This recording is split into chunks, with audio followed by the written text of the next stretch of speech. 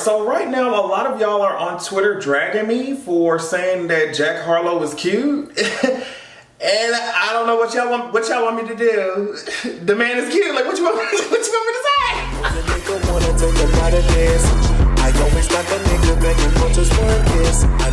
Now, some of today's topics, you know I'm gonna plug it in. Some of today's topics were picked by the patrons, so do not hesitate to go over to patreon.com/AdrianExpress and check all that shit out. Podcast episode coming over there on Tuesday like it does every single week. Thank you so much to the patrons for your contributions. Let's just get into that. When I tell you we have a lot of shit to talk about.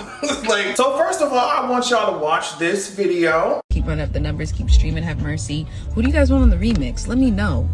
Tweet me, comment on the latest post I said. Let me know who you want on the remix, because I think that'd be fire doing a remix, right? Right? I think so. Yeah, so Chloe really wants to know who she should put on the Have Mercy remix. I really want to see what y'all have to say. Who do you want to hear on it? My only stipulation was that I did not want to have any straight man on it. Do not put no straight man on the shit. Oh my gosh, I can think of so many songs, especially specifically like female rap songs. I know like technically Chloe's not a rapper, but it just gives me that vibe. You see what I'm saying? I just know of so many female rap songs that it's just like, oh my gosh, they put a dusty ass nigga on that shit and just ruins the whole vibe of the song. It's just like, oh my god, please get me out of here. Please get me off this motherfucking planet, bitch. So yeah, I personally think that as long as it's not no straight men on this shit, we are going to be fine. It's gonna be a-okay. Put a gay man on there, put some women on there. Speaking of gay men, Lil Nas X released his debut album, and it is absolutely, it tells a story. I just love that it flows like how it flows, and it definitely tells a story. A lot of songs talk about like self-doubt, talking about like him believing the negative things that people say about him and his music and the trajectory of his career. He talks about like, you know, his mother and father and how that and how those relationships kind of informed where he is now, especially on Dead right now. I'm looking through the album. Of course, I love Scoop. Doja's feature is iconic to me. I liked Megan's as well. You know, Dollar Sign Slime was fun. Don't Want It. I can tell I'm gonna be playing Don't Want It in the car a lot. Someone said that Life After Salem should have had a Willow Smith feature. Someone on Twitter said that, and I cannot agree more. Am I Dreaming with Miley Cyrus? So it's like a lot of the songs, even though like some of them are like real catchy and upbeat and fun, like if you look underneath, like if you look at the lyrics, it's very emotional. It's very like he's telling his story, and like I said, I like how much of an actual project it feels like, you know what I'm saying? So yeah, can't wait to dig into that even more. And that's what I want. The music video for that came out, and I'm telling you, I loved every single minute of this shit. It's just so good.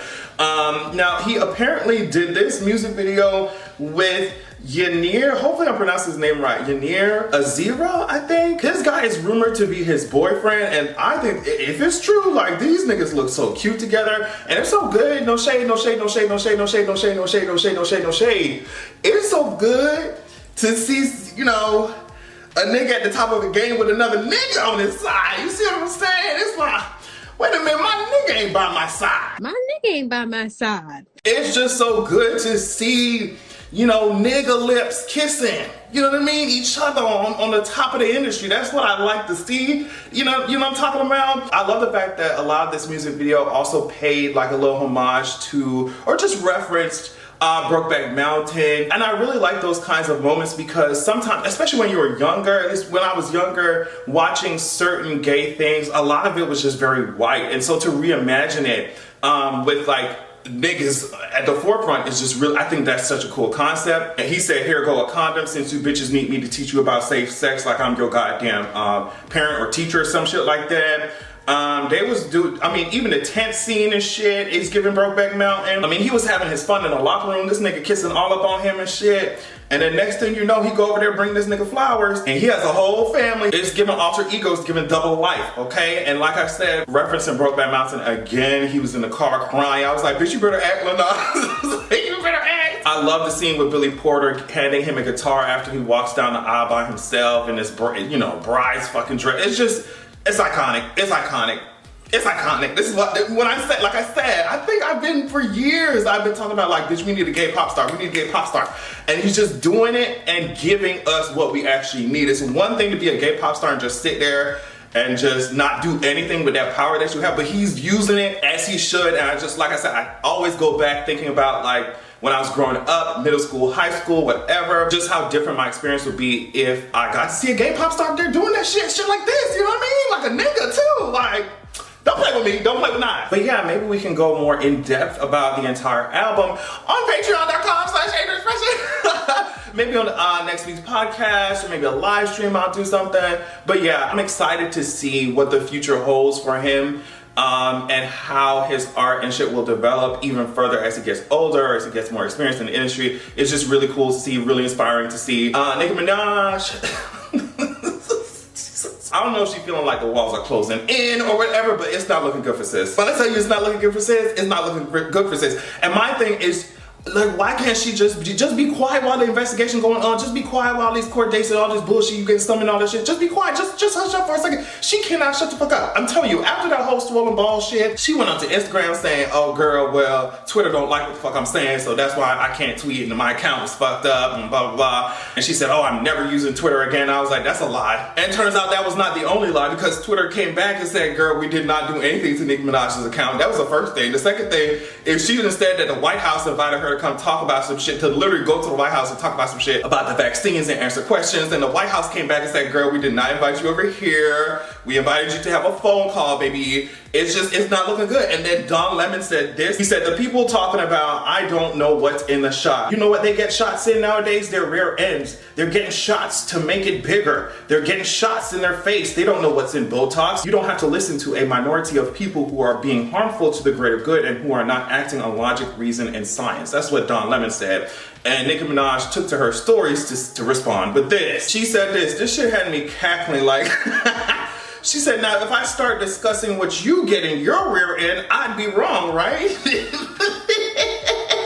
Nicki said, and they switched like, anyway, if you're ever discussing facts with a person who's telling you to buy or get something and you go, okay, cool, tell me more about it, and they start insulting you, run. Demonizing people for asking questions won't help your cause, Uncle Tommyana. Blah, blah, blah, blah, blah. He couldn't wait to deliver that line. He rehearsed it all night. Definitely has a little dick.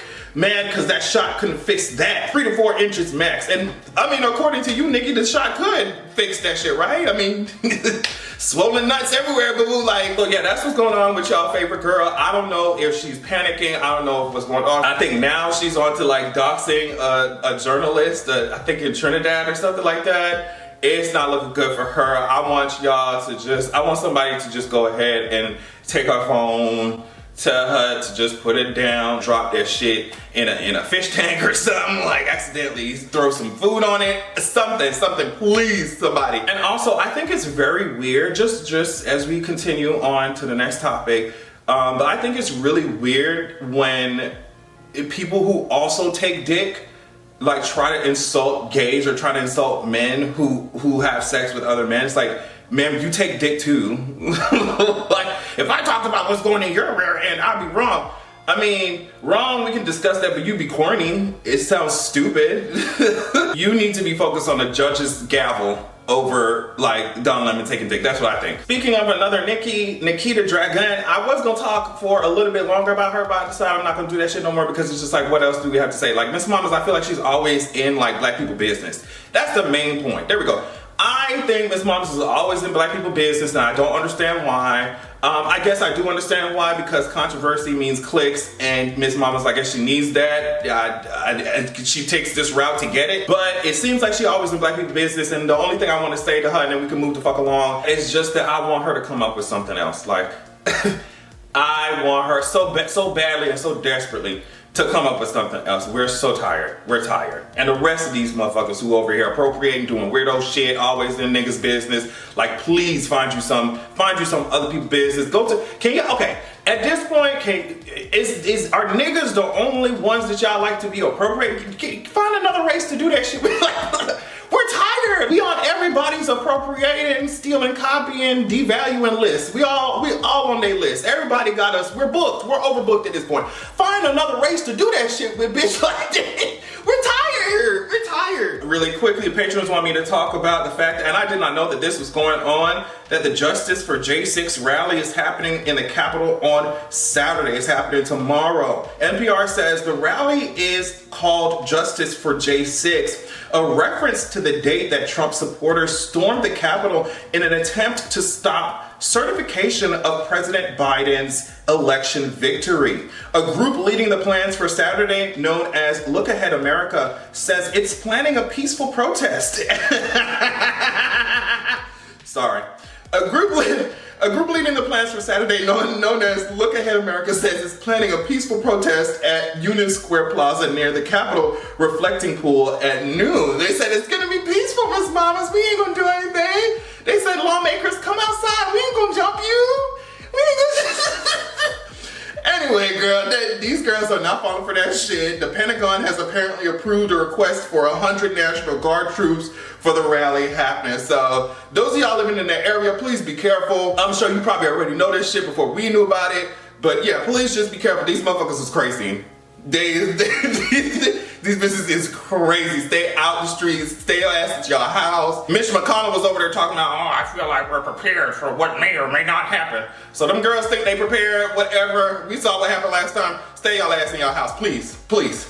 Switching gears here, Simone Biles recently went up to tell her story to the Senate Judiciary Committee. It was like over 6 minutes of her talking. It was heartbreaking watching her be so emotional. You could just tell how much bullshit she has been through because of that. But it was inspiring to see that she was standing up for herself. She said these things, which was kind of shocking to hear. Some of the things she said, to be clear, I blame Larry Nassar, and I also blame an entire system that enabled and perpetuated his abuse. She said USAG and USOPC, these organizations knew that I was being abused by their official team doctor long before I was ever made aware of their knowledge. She said she did not know the magnitude of what was happening with Larry, with how many victims there were. She did not know the magnitude of what was happening until Indianapolis Star published an article about it. So imagine, like, thinking that you're alone in this shit, wondering where the fuck your support is, like these big ass organizations, and the first time you hearing that they're even, you know, trying to go after his ass, it's like an article, nobody's talking to you. That shit is crazy. She said USAG, USOPC, or the FBI never contacted her or her parents about the investigation, while other people had been informed. She said she was left to wonder why she had not been told until after the Rio Games. She mentioned that this is the largest case of sexual abuse in the history of American sport. So I don't know, that shit is wild as hell. I hope people are held accountable for that. She said that the whole purpose of doing this is to make sure that no other little girl has to go through what she had to endure. Like I said, I cannot imagine, first of all, going through all that shit. And then for the people who have to do that shit in the public eye, news reports and, you know, social media discourse about this shit, I can only imagine how difficult that shit. Now you in talking in front of the Senate, difficult. But I'm glad that she has used her voice in this way despite what has gone on, you know? Also, since we're talking about this, we'll end it on this. This is coming from Revolt. Barry Hankerson was recently interviewed and I forget by who, and he claimed that his sister, Deanne, Aaliyah's mother, was aware of the relationship that she had, you know, with R. Kelly. There was also rumors that she was messing around with R. Kelly. I don't know, child, I don't know. He said, when asked if other members of Aaliyah's family were aware, he answered, yes. I think my sister knew a lot more than what we thought she knew. So that kind of ties back into, I think it was a couple videos ago, I said, I just don't like how, you know, the current industry right now is treating Aaliyah with this new music being released with all these weirdo ass niggas on her fucking shit, you know what I mean? And also I feel like it reflected how she was treated in the past, where people saw what was going on, they knew what the fuck was going on, and nobody did anything because coin and clout and fame and shit was involved. It's terrible, but hopefully with all this shit, with all these cases and shit, where they pulling up evidence in regards to this R. Kelly case, hopefully with all this shit happen, people will be held accountable, and whoever needs to be dragged will be dragged rightfully and properly, okay? And on that note, thank you all so much for watching. I hope that you enjoy your weekend. Please stay safe. Like I said, those of y'all in DC, watch out for that shit. Check me out on patreon.com/AdrianExpression. Stream all my music, Adrian Expression, on all streaming platforms. And make sure that you have a good goddamn evening. I'm that nigga fetish, that nigga my fetish. Now bitch, I don't want no wedding, but that nigga that can get it, yeah. Get it, yeah. Get it, yeah. Get it, yeah. That nigga that can get it, yeah. I'm that nigga fetish.